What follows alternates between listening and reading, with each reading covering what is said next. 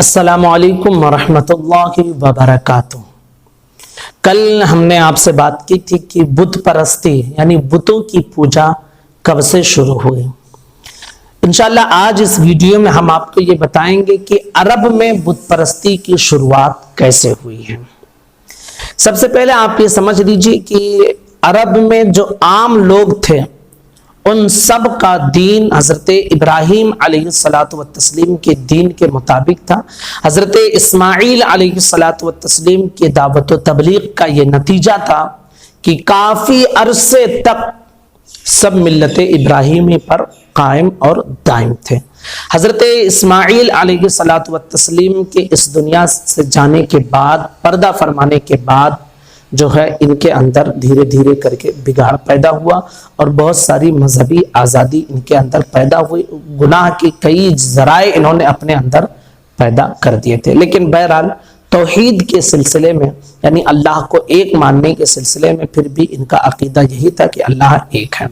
لیکن بنو ایاد اور بنو خزاعہ نے جب مکے پر حملہ کیا تو اس وقت عرب کا ایک قبیلہ تھا، انہوں نے بطور تبرک جب وہاں سے وہ بھاگ نکلے اور بھاگنے لگے تو ان کا ایک قبیلہ تھا، انہوں نے پتھر بطور تبرک اٹھایا اور اس کا بڑا ادب و احترام کرتے تھے۔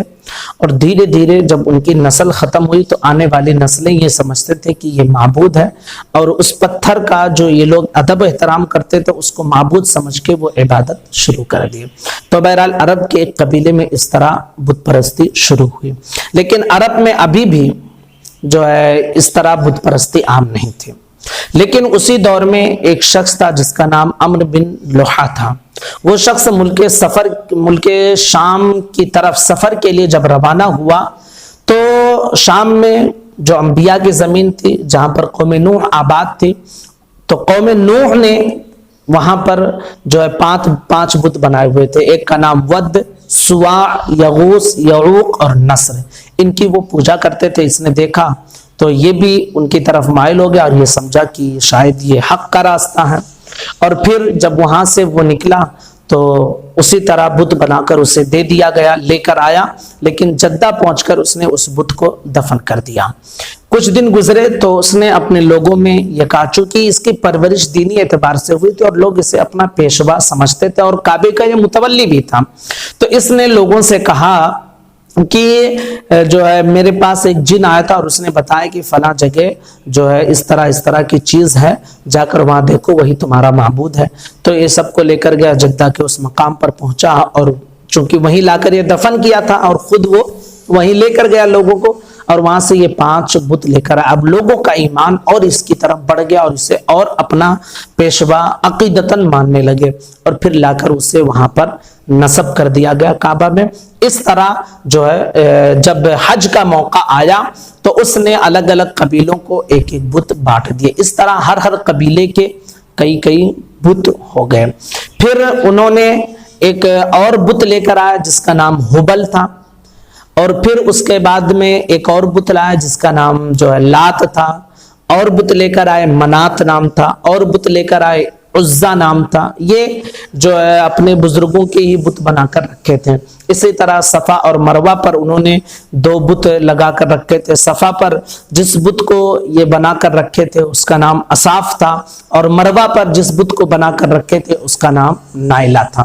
تو اس طرح بت پرستی دھیرے دھیرے کر کے جو ہے پورے عرب میں چھا گئی، یہاں تک کہ نتیجہ یہ نکلا کہ خانہ کعبہ کے ارد گرد 360 بت نصب کر دیے گئے۔ پہلے بت پرستی عام نہیں تھی، پہلے الگ الگ قبیلے میں کچھ لوگ شروع کیے، اور اس کے بعد دھیرے دھیرے کر کے جو ہے ان کے اندر یہ سما گیا، اور عمرو بن لوحہ کے جو ہے تائید میں اور اسے اپنا مذہبی اور دینی پیشوا سمجھتے تھے، تو اس کی باتوں میں آ کر اس طرح لوگ الگ الگ بت بنا کر اور پھر اسے حج کے موقع پر بانٹ کر الگ الگ قبیلوں میں پہنچا دیا، اور جو بت پرستی ابھی تک محدود تھی وہ بت پرستی پورے عرب میں دھیرے دھیرے چھا گئی۔ تو اس طرح عرب میں بت پرستی کا رواج بڑھا ہے۔